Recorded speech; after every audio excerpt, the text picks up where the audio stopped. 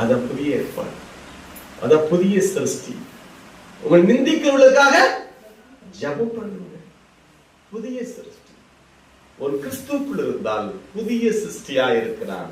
சகலத்தையும் புதிதாக்கிட்டார். ஆவியானவர் உனக்குள்ளே வந்து, அல்லேலூயா, ஆவியானவர் உனக்குள்ளே வந்து சகலத்தையும் புதிதாக்கி விட்டார். 12 சீசர்களுக்குள்ள பழைய காரியம் தான் இருந்தது. உலக பெருமையே பேசிக் கொண்டிருந்தா பழைய காரியம். அந்த காலத்துல எங்க மாமா அப்படி இருந்தாங்க இருக்கட்டும். அல்லேலூயா. உலக பெருமையை யார்கிட்டையும் பேசாதீங்க. அல்லேலூயா, அல்லேலூயா. உங்களுக்கு தலைவர் யாருன்னா இனிமே இயேசுதான். உலகத்துல யாருமே உங்களுக்கு தலைவரே கிடையாது. அல்லேலூயா. அப்படி இருந்தா நீங்க மாற்றிக்கொள்ளணும்.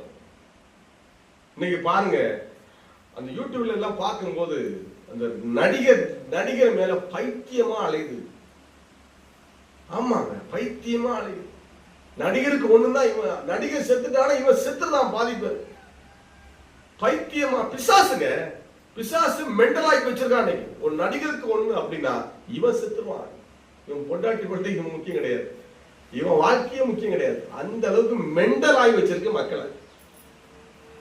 நம்ம யாருக்கும் அடிமையாக கூடாது.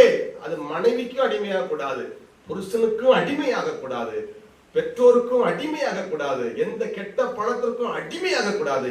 இயேசுவின் அடிமையா கைவிட்டாமே நம்ம ஆண்டவருடைய அடிமை. அடிமை நான் ஆண்டவரே, என்னை ஆட்கொள்ளும் என் தெய்வமே.